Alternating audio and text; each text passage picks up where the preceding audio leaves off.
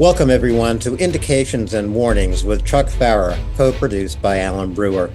We're recording this show on October 10, 2024, day 960 of Russia's full-scale genocidal invasion of Ukraine. And thanks, everybody, for joining us on this broadcast for the Information Warfare Initiative. As you know, we're just getting started. Indications and Warnings is one of the lead programs. We'll be joined very quickly by more than 20 other shows and programs. You can help us get off the ground. I never thought I'd say this, Alan, but if you like, share, and subscribe on social media, it helps us out a lot, and it doesn't cost you anything. So thank you. Thank you all. And please do follow Chuck's instructions there. It'll help us out a great deal. And, you know, it helps get news out about Ukraine, and it helps Chuck and me and everyone else here at the Information Warfare Initiative to fight Russian disinformation. And there's still so much of it, probably more today at this point in the war than almost ever before.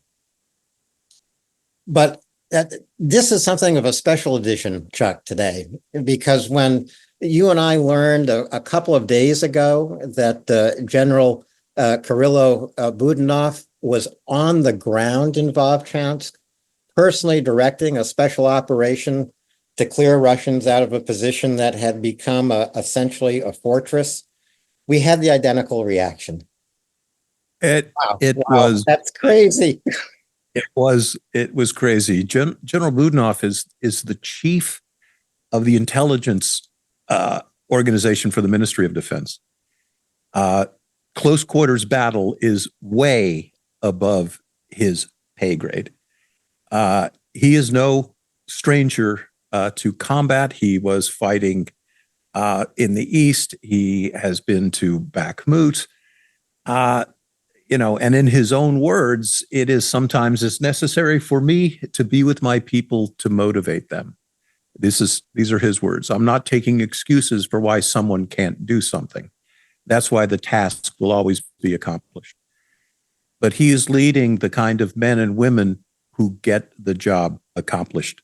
And as much as I love General Budanov, if you should hear this, you don't need to be on the pointy end, sir. You lead. You're pretty important.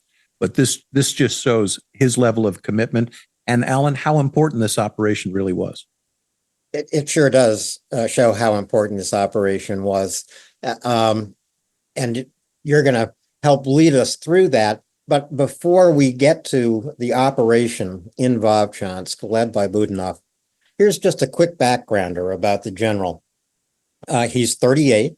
He's been chief of the main directorate of intelligence in the Ministry of Defense since August 2020.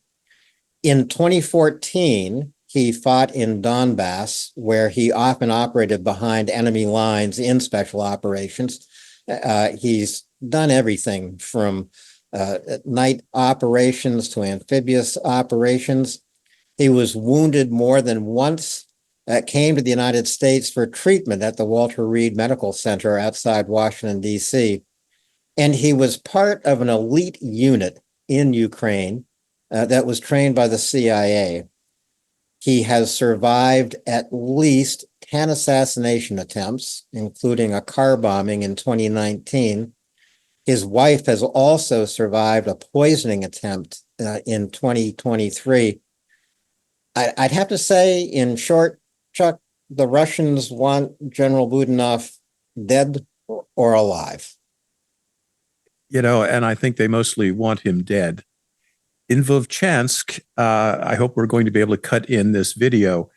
There was a massive glide bomb explosion, likely a 2,000-pound glide bomb, and maybe bigger. It was one of the most impressive Russian airstrikes filmed during the war, and it really may be that Russia caught wind of a high-value target, meaning General Budanov, in the operation at Vovchansk. So we'll be taking a look closer at that target. And again, the general leading from the front. And again, I just have to say it. Look, he is no armchair general, and he has proven his mettle in combat. And I just say again, that's not the place for him.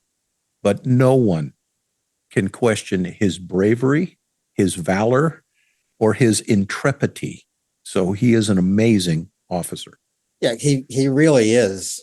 This is a little off the reservation, I guess. But when I first learned about Budanov being in Vovchansk, for some reason, what went through my head was that old song by Jim Croce, "Bad Bad Leroy Brown." Now, you can't sing "Bad Bad Kirill Budanov" to that tune, but Budanov proves time and time again he is the baddest, meanest man in town. And he just proved it again in Vovchansk. I'm hoping, Chuck, and I think you are the key person to turn to do this.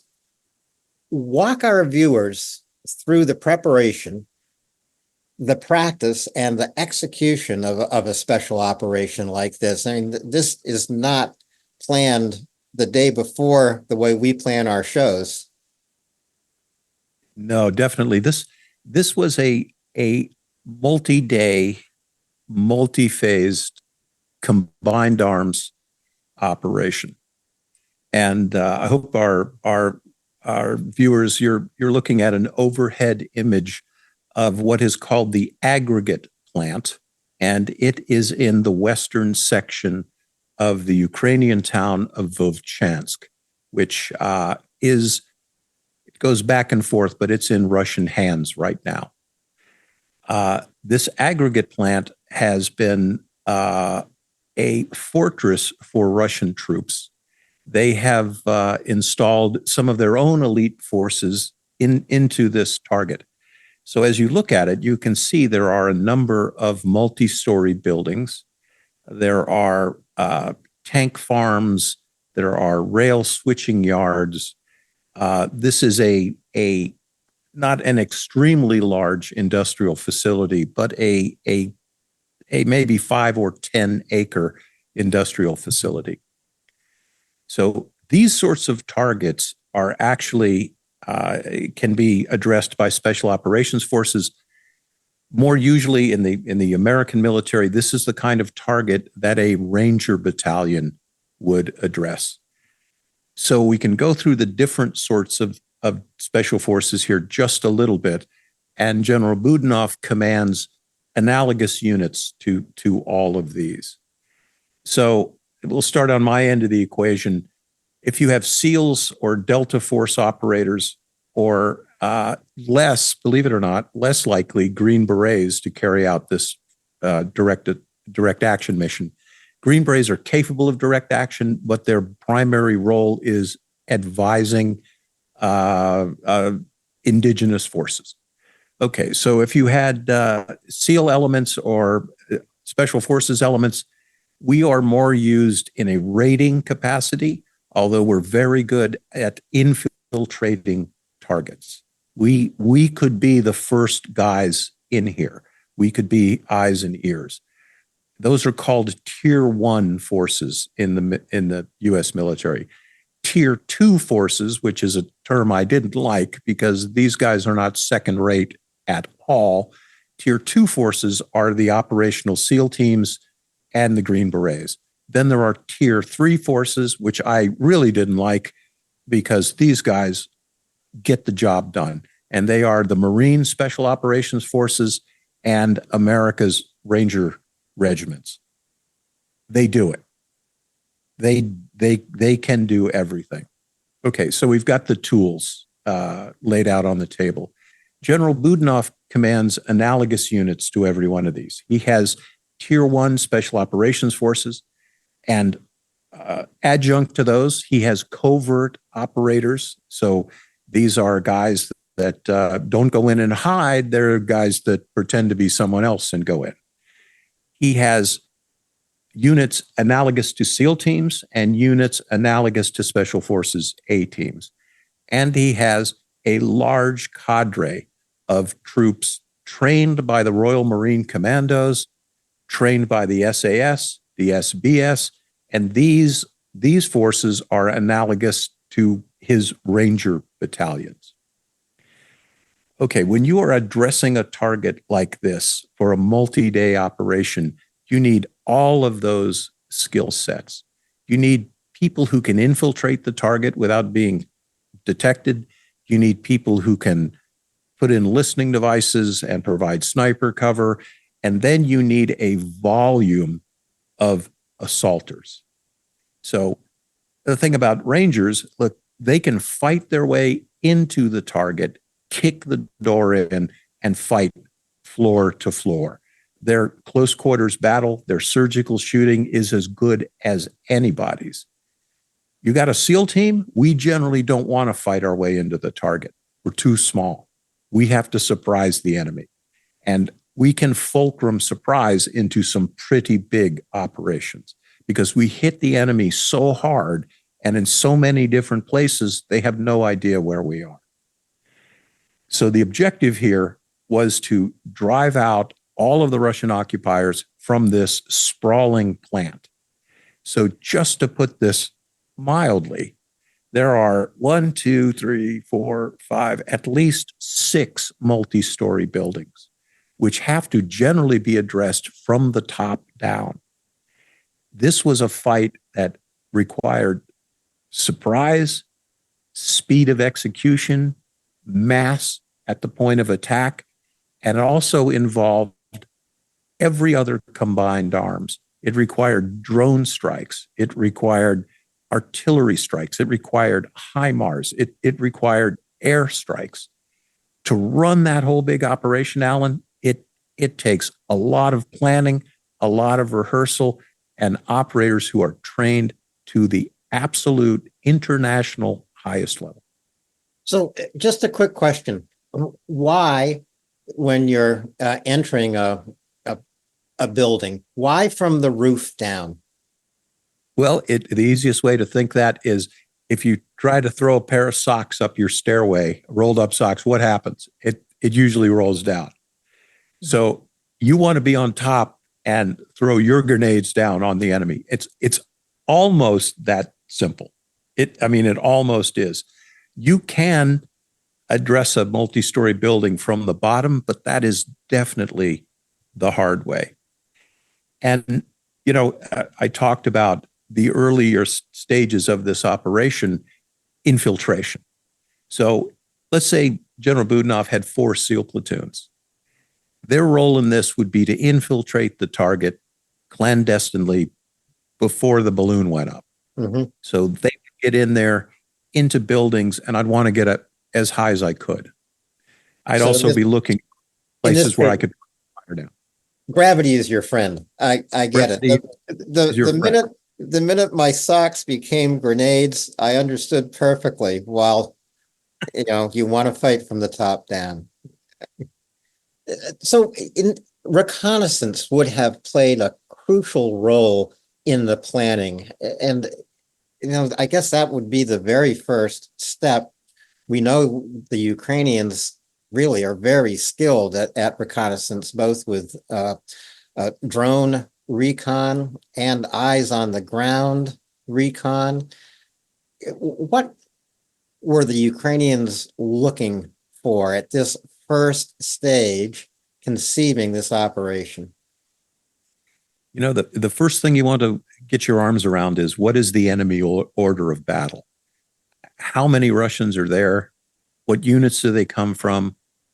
What's their states of combat readiness, morale? What are their states of material readiness? What weapons are available to them? What does a day in the life of a Russian occupier at the aggregate plant, what does that look like? What do they do? Do they move around at night? Do they lay up during the day? You want to get your arms around those things. So a lot of that can maybe be determined visually. But you also want signals intelligence. what is the volume of electronic radio traffic coming in and out of this aggregate plant? You can determine the locations of those radios, especially if they are chatty Cathy and they're talking on the radio and they're not using brevity codes, and they tend to be lazy, and they'll transmit from the same spot all the time. So you can determine what floors are occupied in what building. You can also determine volumes of radio traffic. There's little tricks you can play, like you pump 3 artillery rounds into the aggregate plant, and then you listen, because people are going to get on the radio when that happens, and they're going to confirm their positions.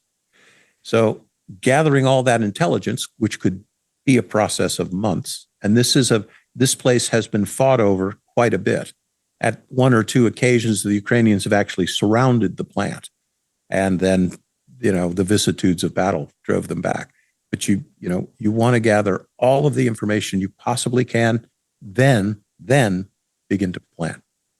Do you think in planning this operation, Budanov would have gone to the extent of mocking up some of the buildings that he knew they would have to assault and using teams to practice in those mocked up buildings? Yeah, absolutely. As this operation would go something like this. The boss says, I want the aggregate plant taken back. And he would address that request to his senior commanders. So battalion commanders in this case, because this was going to take a couple of hundred operators. And Budanov was trained in the United States, trained by the agency. So I think I know what I'm talking about the requirements here. So he puts that tasking out to his guys. They come back with what's called the brief back. They'll come back with a plan and they'll brief him, and he will say, I like that, I don't like this, I like this, I don't like that. Okay, when the plan is not finalized, because the plan is an ever living, breathing organism, the subordinate and component commanders go back to their units and say, this is a list of subtasks we have. For example, we're going to have to climb, we're going to have to get to top floors of the building, and we're not going to have to use a staircase. So how can you do that? A great part of every Navy SEALs training is climbing. We climb mountains, and we climb high altitude, major multi-pitch rock climbs like Liberty Bell and Yosemite and El Capitan, so we can climb things. So he would task his climbing cell with that. He'd go to his signals intelligence guys saying, I want you to lock in positions on all these Russians. He'd go to his heavy weapons guys saying, you're going to have to get 50 caliber sniper rifles to the 10th floor of this building, and I need that on. So you start doing all that. You make sure the guys are trained up to this level. And one thing I'll reverse a little bit. At the time of the brief back, once the boss gives the okay to the tentative plan, every one of those component forces goes into isolation. You get separated out. You get put in a containment situation. Nobody comes in, nobody comes out. You're locked together. And that's for security reasons. So these subcomponent taskings come down, and you rehearse. And you want to rehearse in as close as possible to the real target. Often in the SEALs, we would build mock-ups of the target, down to the doorknobs, down to the way the doors open. We'd put furniture in the room. We'd do everything. In this case, I think all Budanov had to do is get to a destroyed building and practice these, the component taskings. I was just going to say, one would imagine that mini drones were probably part of the equipment going into these buildings at the aggregate plant. Tell us a little bit about how you would use these mini drones in fighting through a building. And this is, from what I understand, there was hand-to-hand combat as the Ukrainians cleared the Russians. Yeah, there are a number of drones. One of them, the most famous, and we'll try to get this picture up, also cut it into the film here. It's called a Black Hornet. It's about this big. It looks like a little helicopter. Its rotor diameter is about like that. It can land in your hand. It doesn't make a lot of noise. It makes a little sound that you first wouldn't think was a drone. You could fly one into a building, fly upstairs, look around. It has infrared camera capability. You can determine where the bad guys are. That is an excellent tool. Again, so that's part of both reconnaissance at the beginning of the operation, but those sorts of tools and assets are extremely valuable once the battle is undertaken. You are now using your intelligence gathering tools in a truly tactical manner because fight's on. So again, you want to make sure you've got guys that can maneuver that drone inside a building. They're not going to crash into anything, and they want to get in and out. And once Budanov put his finger on this aggregate plant, the Russians who were there, they didn't stand a chance. That this was going to end badly for them, because everything I've described about Ukrainian planning and Ukrainian training and force motivation, none of that applied to the Votniks who were in this plant. None of it. And take us through a kind of a typical brief back, Chuck. I suppose part of these brief back meetings is anyone from Budanov all the way down to poke holes in the plan that's been presented. What kind of holes would you poke into a plan like this? Yeah, there is a standard planning document. Every junior officer in the SEAL team generally carries a laminated card in his pocket. I know I did for virtually my entire career. It's called a 5-paragraph field order.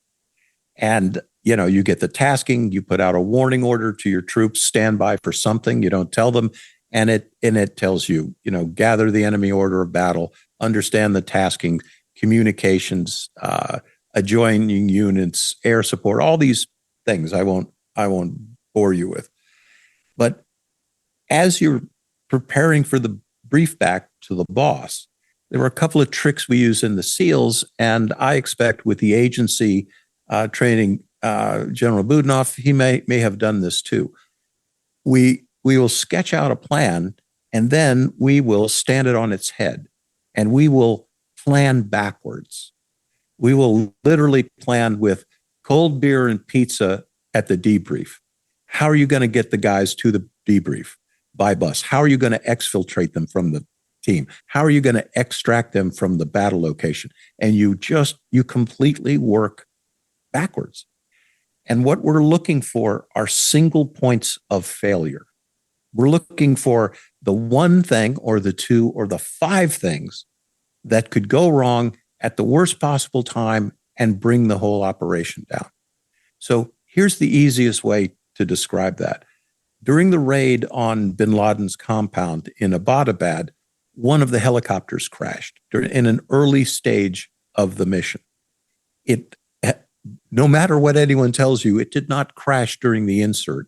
It crashed when it was being repositioned off the roof of bin Laden's house, and it crashed into the compound.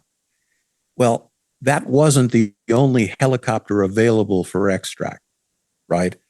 When Bill McRaven planned this operation, he went through exactly what I'm going to. Bill and I were on SEAL Team 4 together. You're looking for a single point of failure. We have another expression in the SEAL teams: one is none. One is none. You need 2, 3. If it's critical, how are you going to get off the target? Helicopters? Well, you better bring 4, right? So we look for those single points of failure, and we present the plan, and the boss may see, and they will ask tough questions. What happens if this happens? What happens if your infiltration element, if they get compromised, what happens? You know, it's a SEAL platoon. There's 16 guys. How are you going to get them out of there? Right? They are going to get, they can hit hard, but they're not the main force. What are you going to do? Are you going to extract them? Are you going to leave them there? When your element of surprise is gone, what are you going to do? What are what are the supporting forces? How fast can they move? How fast can you extract? What are you going to do if, and God, if you want to earn your paycheck, you better be able to answer all of those questions in the brief back. So it's interesting that Budanov took personal command over this operation in Vovchansk. I don't know what would have compelled him to do that. He certainly has every confidence in his senior commanders. They've carried out any number of special operations, every one of which Budanov has probably passed on, say it's a go, it's a go, it's a go, it's a go. Why Vovchansk, a place of such intense fighting? He truly was risking his life. He really was. And I don't want to say unnecessarily. He's a big boy. He can make his own decisions. I can tell by the results of his operations that he is not a micromanagerial sort. You train people. If the SAS and the SBS and the agency are training your operators, these guys are trained to adapt, improvise, and overcome. You don't want to micromanage these guys. You want to brief them, rehearse them, and they're in that unit for a reason. They are subjected to psychological testing, and you're looking for people who are aggressive, who plan, and also realize when the plan goes to what, you've absolutely got to improvise. Here's a reason why I think he might have wanted to be up front. There is going to come a time in this war when Ukraine goes on to the offensive, and there are going to be very important targets that need to be neutralized quickly by complex means and by composite forces. So, for example, in the Normandy invasion, the Rangers entered military history with the attack on Pointe du Hoc, right? Scaling 150-foot cliffs to take out the German naval rifles that were on the roof there, right? That was an operation that they trained for possibly for a year, right? But that capability was so important to Operation Overlord. It was vitally important. So this may be a test for larger scale special operations force activity by Ukraine. I think this may be the biggest target that they have addressed thus far. But I also want to say these guys are extremely capable, right? When you're taking back oil platforms in the Black Sea, there's no more complex military evolution, in my estimation, than taking back an oil platform. And I put that on par with taking back a hijacked airliner. It's up there. I mean, it's in the 10 ring. That's the big boys stuff right there. And another component here, it's not just those macro military maneuvers. This comes down, you mentioned hand-to-hand fighting. This comes down to what's called close quarters battle. And that is you and the bad guys in a space the size of a living room, and somebody's not walking home. So it is gunslinging 101. We've also seen some recent video, Chuck, of the special operations taking over those oil platforms in the Black Sea that the Russians use for military purposes. And they're not pumping oil off the seafloor anymore. They are all there for communications and radar, etc. So this is why Ukraine targets them, and I think they have taken, I'm going to say, half a dozen of these oil platforms back in the Black Sea around Crimea. It's part of the plan to blind the Russians in Crimea. Yeah, and there's another thing that our viewers, when you hear that Ukraine has taken back an oil platform, right? I want you to bear in mind, look, if you want to take out an oil platform, that's a maritime sabotage operation. You've got combat swimmers. You could easily put 500, 600, 700 pounds of explosives on the supports to that oil platform and knock it down. When you send SEALs aboard, you're there to get something, right? That's the only reason to send humans onto an oil platform. And we know that the Ukrainians have captured very important electronic warfare gear, sensors. And again, you only send a human into one of those targets because you need a human to do something. So, and again, you and I talked about this for quite a long time. If you're knocking out 2 or 3 oil platforms in a night, you're up there with SEAL Team 6. Okay, you are up there at the top. You're up there with the Norwegian FSK. You're up there with the SBS. You're up there with SEAL Team. It's incredible.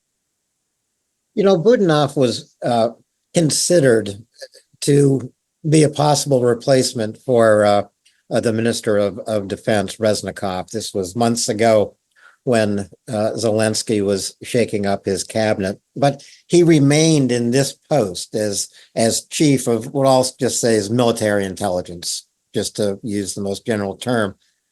You really don't want to lose Budanov from this current position, do you? I mean, he would be the last person to move up the ladder. Yeah, I think he's in his niche right now. I always used to think when I rose through the ranks in the teams, and when I came into command, platoon command, and then assault element command, and then a squadron command, I always thought that when I was relieved, I wanted to turn over the best unit I possibly could, and one that basically ran itself. That was always my goal. And and especially at SEAL Team 6, look, there's no rank. People call me Chuck, or they called me something worse. It was so much more collegial than anyone can really even imagine. It was a complete operational meritocracy. You wanted to get listened to, well, you show that you're the best operator on this team. You bring your own special skills, we're going to turn to you for those. So my special skill had to be planning. It had to be execution. It had to be leadership, which for me was basically taking care of the guys, right? Taking care of the guys. Stupid as it is, you get out of the field after 3 days, I got a pizza waiting for you. That's stupid, little, but it works. So I think General Budanov has a great future in the leadership of his nation and at the highest levels of military command, but he might be just too valuable right now doing what he's doing. That was my thought, and it's I'm just going to read another quote from a Budanov interview here, because I mean the man clearly could, he could be the defense minister of Ukraine, but this is what he says. Classical positional frontline warfare is gradually becoming a thing of the past. The 21st century creates new challenges both on the battlefield and in the rear area. Whoever is the first to accept these challenges and find a worthy response to them will win. So, here's a guy who's on the ground of Vovchansk running a special operation successfully, but who is also thinking about how war is changing before his very eyes and before our very eyes. everywhere on the battlefield of Ukraine. I mean, he clearly is thoughtful enough to run the whole show. Well, there was a serendipitous quote you had ready. So General Budanov is speaking about the permeability of the zero line, and that positional warfare, one company slugging it out against another company in a roughly 2-kilometer portion of zero line, and maneuver warfare on, it's not where war is going in the 21st century. But coming from a special operations background, here's what I see are the likely outcomes of that for our Russian listening guests. So pick up your pencils, guys, because you can put this report in and it's going to make you look pretty good, and you won't maybe get sent to the zero line. The adversary in this case, the Russian army with its Soviet and imperial legacies, it is a top-down micromanagerial structure. Russian soldiers are told where to go, when to go, how to get there, and when they're gonna freaking do it. That's it. Period. You do what I freaking tell you. You don't do it before. You don't do it after. You do it when I tell you. Don't call me up and say, well, you've gone into an ambush. You just do it. Okay. So what's the vulnerability of a system like that? Well, command. Nodes of command and control. And Putin is feeding into this conflict absolutely untrained personnel. They are not the personnel who can adapt, overcome, and improvise. Furthermore, they come from a military ethos that has never valued initiative on the battlefield. Never. You don't exceed your orders. You don't undercut your orders. You don't take advantage of an opportunity or a favorable development you see on the battlefield. You're not going to get a medal for that. You're going to get shot. We told you to go to grid square 8675309, and you went somewhere else. Okay. Vulnerabilities. You take out the command and control centers of large formations, and they're decapitated. They're not going to adapt, overcome. They're not going to do it. So we're looking at the aggregate plant. We've got a fairly large, complex bit of topography and urban geography, and they smoked it. What could you do with those guys anywhere on the battlefield? Now all you've got to do is get them in. You have to insert them. We've already seen a divisional level headquarters hit in Kherson Oblast, a resort hotel occupied by hundreds of senior officers during a conference. It got HIMARSed, right? It was absolutely decapitated. So there will be occasions to use the forces that pulled off the aggregate operation. Now they're battle tested. If you had a hypothesis about how these guys were going to operate, now you've proven it. And coming out of this operation, there were lessons learned, right? What went better than we thought it was going to go? What didn't go as good as we thought it was going to go? What was harder than we thought? What was easier than we thought? And that's in going forward, you can use your resources better. And you find out a lot about the enemy. Because although there were a lot of goobers on this target, there were some high value Russian. There were some special forces there as well. And they fought hard. But you learn, how did they fight? What did they do? What were their SOPs? Actually, when I think about the future of such an operation, the kind of planning that Budanov would do again, I think of the Dnipro River and the north and the south bank, the city of Kherson. I know that the Ukrainians have crossed and had a hold on the south bank, but it's really not a continuous presence, I think, at this point. For them to continue sometime in the future, they are going to need exactly this kind of of special operation, probably a much larger one, preceding a crossing in force that does establish a beachhead, which the Ukrainians have not done, by the way. Yeah, this would exactly be that sort of operation. So you can imagine if this effort at the aggregate plant were multiplied by 4, that there were 4 task elements capable of carrying out this kind of operation. To our Russian listening guests, you're going to be the first people to find out when that happens. And you won't just be hit in the front. You're going to be hit in the rear. Your ground lines of communication and supply are going to be compromised. You're going to be hit in so many places that you have no idea where the enemy is. And, the time for that sort of operation, I don't see the preconditions developed yet on places in the battlefield. But we talk about this a lot as well. The Russian army is becoming increasingly brittle, right? They're not the kind of forces that can adapt to multi-pronged attacks, deep strikes behind them, and having their command and control cut off. What happens? Well, we've seen in Kursk that when that happens, hundreds of them surrender at once. That's what we see. So that brittleness of their forces, we're seeing it. It isn't, the opportunity is not yet ripe for that, but that's the way it's going. It's coming. It's coming. Yes. Yes. Crimea also, of course, will be such fertile territory for special forces to operate in advance of the recovery of Crimea. And these could be amphibious operations off the Black Sea.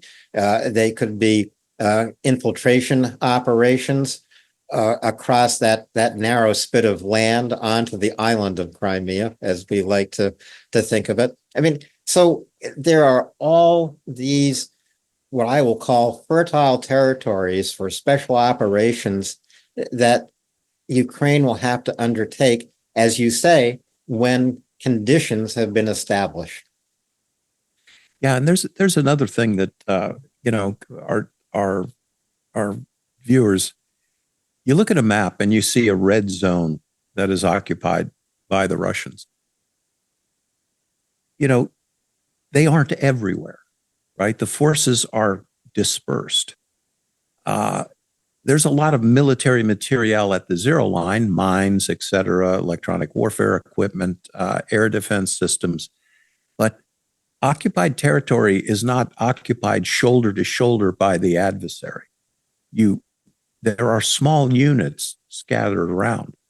And you can, by discovering the order of battle of the enemy, what these units are, where they are, and more important than that, where is their command and control? By what mechanisms are they controlled? Are they, in some cases, the Russian forces use couriers. They have learned at their peril to not get on the radio and give the Gettysburg Address because you're going to eat a HIMARS round. So you come to grips with how the enemy operates, and you inveigle yourself into their operations. And especially with a top-down adversary, they have immense vulnerabilities in their command and control structures. Well, speaking of the top-down structure of the Russian military, more than 1,000 Russian casualties a day, actually averaging right around 1,200 a day now. Some of those casualties, some of those killed, some of those wounded, or some that go, missing in action, are the officers responsible for the Russian operations. I guess generally colonels are running things for the Russian military. Thousands of Russian officers have been killed in the course of this war. I wonder if their replacements are more or less skilled than those who were killed before them. I don't know. And generally, when you look at casualties in any war, and you pick out the rank most prominent in the casualties, lieutenants and captains stand out, with lieutenants getting killed at the highest rate of any officers, because a lieutenant will be leading a platoon. He's going to be at the front, and there is a weird dynamic there. So the least trained officer is at the front, and that is why military academies, officer candidate schools, they have a lot to do to train the men and women who fill these roles, give them as much training as possible, select people with common sense, because they're going to be put right at the pointy end. We already know, and in fact, this breaks my heart. I see pictures every day of 19, 20-year-old Russian officers who have been killed. Russia has reached back into its military academies and pulled cadets out that haven't completed their training. Just throw them forward. That is also a real liability. The other liability is, just as you've said, this is a colonel's war for the Russians. Yeah. There is no brief back in the Russian planning cycle. I tell you what to do, get out of my tent and go do it. It doesn't matter. They don't care what the tasked officer has to say about the topological conditions, about the readiness state of his Ukrainian adversaries. They don't want to hear that, Colonel, we've done this every day this week and it didn't work. You're telling me to launch this attack at 10:30 in the morning, and the last time we did that, we suffered 80% casualties. They don't want to hear it. Is that a liability? Absolutely. Russia is squandering men and materiel in this war. And I, for one, look, I don't think it's sustainable. I just don't. Look, they've still got a lot of gear, but when you're sending T-54 tanks to the front painted with Elvis Loves You on the side, or T-62 saying JFK for president, come on, it ain't going to work. No. And I would speculate that Russia is having its own manpower problems, given the increased bonus that they're paying to people who sign a contract to go to Ukraine and lose their lives. Even in Belgorod Oblast, they are paying their own bonus to residents in Belgorod who sign a contract to go fight. I think it's one of the largest bonuses being paid anywhere in Russia right now. And that's because Belgorod's right on the front line. Well, there's been numerous attacks into Belgorod. I think these were initially raids, but they succeeded beyond anyone's wild expectations. I think Belgorod was the learning circumstance for the Kursk offensive, which still controls more than 1,000 kilometers of Russian territory, which is still more than Russia has gained this summer. So is Ukraine losing the war? Is it stalemated? Why don't you ask a Russian foot soldier? Why don't you ask him? Yeah. And Ukraine has been in Kursk, by the way, for more than 60 days now. And I think the Russians were given until October 15 to clear the Ukrainians out of Kursk. Let's see. So they've got 5 days to go, Chuck. I don't think they're going to do it. Well, here's another thing. So that's a priority tasking from the Kremlin, right? With a red hot bayonet, they want this done. It's not going to get done. It isn't. Putin put his former bodyguard in charge of this entire military operation in Kursk. Now, he has been to command in General Staff College. I'll give him that. And he is a colonel general, and I'll give him that. But he has a background in close protection. He was an FSB officer. How's the military operation going? Not so good. right? Not so good. You got problems with the quality of soldiers. You got problems with equipment. You got problems with your officer corps. You got problems in planning, and you got problems in execution. And we've said this a million times. You can have the F-14, and it's the best airplane in the world. If you don't have Goose and Maverick, you don't have a fight. If you've got two guys that only want to get home back to Miramar and not even contact the enemy, that doesn't do you any good, right? You can have the greatest plan in the world. If you've got knuckleheads and they can't carry it out, it isn't going to work. And that's the case everywhere, unless Russia is ordering a platoon or company-sized attack forward on a limited objective. That's all they can do. That's all they can do. I want to go back to the aggregate plant in Vovchansk with you, Chuck, to the conclusion of clearing that aggregate plant of the Russians inside what had become a fortress for them. How do you come to the end of such an operation? How do you get to the point of knowing you have succeeded? And it may not occur like the end of the fourth quarter in a football game. It could be a matter of hours, I might assume, or a matter of days in which you have achieved this objective, then taken on the next and the next and the next. How do you make that determination? Well, this was definitely a multi-day operation, and it may have been a multi-week operation. Again, we haven't got a lot of details on this. Someone is going to get a PhD in military history by writing about this operation. But how do you know when you have success? Well, I need every floor of every building to be cleared and held, right? It's one thing to clear a building. One of the hardest things when you first get into combat is it isn't like the movies.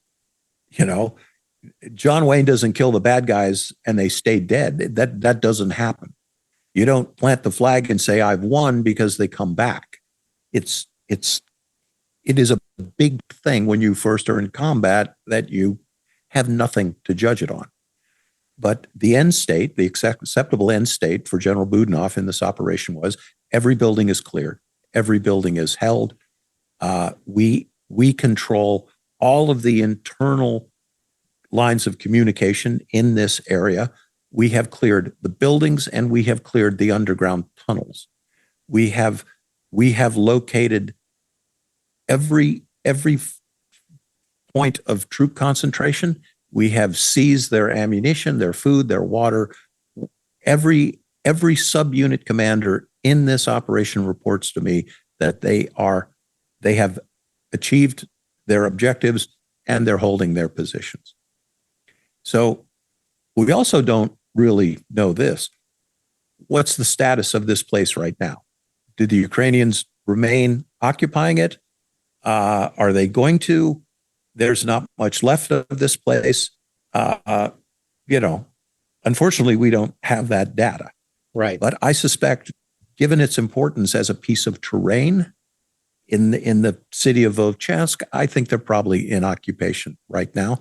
And to our Russian listening guests, pick up your pencils. If you try to get in there, you are going to get blown up by thousands of landmines that now ring this bit of terrain, because there's no point in taking it if you don't take the defensive net measures necessary to hold on to it. So maybe that's the end state, but frankly, we don't know right now. And I would assume if the Ukrainians withdrew from the aggregate plant, what's left of it, Right. it would have been thoroughly booby-trapped. So if the Russians felt they wanted to retake it and remake it as a fortress, they would have encountered some surprises. Absolutely. Absolutely. Go ahead, please. I was just going to say, photographers who have recorded the destruction of Vovchansk. I saw one of them saying just the other day, there is nothing left of Vovchansk but dust. This is how completely Vovchansk has been destroyed by the Russians, which gets me to that big bomb. I'll just say it was the last big bomb they dropped on Vovchansk. I don't know if that's the case or not, but when you and I saw this story of Budanov on the ground in Vovchansk, we both, a little light bulb went off over our heads and said, and when we talked about this the other day, Chuck, you came up with the only reason that made sense at that time. It was Russian revenge because they had been pushed out. You find out Budanov's on the ground in Vovchansk, it becomes something else entirely. Yeah, that, even it was Russian mill bloggers who said that this was in retaliation for some ground combat. So that detonation of that bomb, that occurred contemporaneously with what we're talking about. This was in the middle of that battle. So, I mean, we had no idea that this, we knew fighting was going on. We didn't know that a hand-picked operation, large scale, perhaps, maybe the largest special operations force operation in the war, perhaps, was ongoing. You look at a bomb like that size going off in a city. If you're underground, you're probably going to be okay. It will be something you never forget for the rest of your life, but you'll probably be okay. But still, when you say the city has bombed into dust, it really is. It is all this concrete and cement, and it gets put into this talcum powder like substance. It gets into your rifle, it gets into your clothes, it gets into your lungs, it gets into your hair. It's that unique detritus of a destroyed city, which is I know how to speak Russian, and the destroyed city is Ruski Mir, right? The Russian world. That's what a destroyed city. Yes, it is. That's what they want Ukraine to look like, uninhabitable places. And this is why when we introduce this show, Indications and Warnings, I always say Russia's full-scale genocidal invasion of Ukraine, because it truly is genocidal. This is the reason why Russia targets residential high-rises in Kharkiv and Kherson, in Kiviri, in Sumy, anywhere that Russians choose targets, they're choosing civilian targets. Residences, hospitals, schools, nursing homes, libraries, universities, railway stations, markets. This is part of what makes the war genocidal. Russia is attempting to erase Ukraine from the face of the earth. There has only been one city in Russian military history, only one, that was spared from absolute destruction, rape, murder, and pillage. And that was the Russian forces occupying Paris after the fall of Napoleon. And there they had to be constrained by the presence of the Tsar and the presence of all the other coalition nations. That's the only thing that prevented them from doing that to Paris. Every other city they have ever entered in their military history, they have raped, they have pillaged, they have destroyed, they have murdered. The rape, the rapine, the suffering injected on civilians. It's their legacy. It's how they operate. Since imperial times, this is how they wage war. The war crimes there are tens of thousands of documented war crimes in this war. Everything from stealing cars to using their autocannons on vehicles filled with fleeing civilians. Every atrocious crime you can imagine, and some you can't imagine, have been perpetrated by Russian soldiers in this war. And you can go back 10 years in this war, back to the fighting that broke out in Luhansk and Donetsk. The Russians guaranteed a green corridor of safety for escaping soldiers and citizens, but there was no safety in that green corridor. The Russians bombed it. And they didn't just bomb it. They waited until the traffic was bumper to bumper with fleeing civilians, with mattresses tied to their roofs. Giving an order to fire on that choke point of refugees, that's a war crime. Following the order to fire on those civilians was a war crime. These are the things that are prevented in a Western military. Those are unlawful orders. If you follow that order, you're as guilty as the man or woman who gave it. But again, there's no consequences. There is no such moral compass in the Russian armed forces. None. Not in their air forces, their aerospace forces, their naval infantry, their ground forces. None. I think we will probably take a look at the war crimes being committed by the Russians in this war in one of our future programs. But today, Chuck, we have focused, I think, quite well on General Budanov, on his commanding the special operation in Vovchansk. And I'm going to call it a wrap. What do you think, Chuck? I think we nailed it this time, and we are going to let people get off their treadmills now. If you were listening, we're not going to go over today. We're getting better, folks. We're just starting out, and we appreciate. Hey, it's free. Click the like button. Please subscribe. We're going to be doing this, several times a week, and it costs you nothing, and it helps beat the algorithm. So fight the power. There you go. Fight the power with Chuck Pfarrer and me. And follow Chuck's instructions. Subscribe to Information Warfare Initiative so you can know when Chuck and I are back on air, and we will be on air a few times a week, and you will know when new creators are joining the Information Warfare Initiative. You'll know when Jonathan Fink is broadcasting Silicon Curtain, for example, also a show I highly recommend.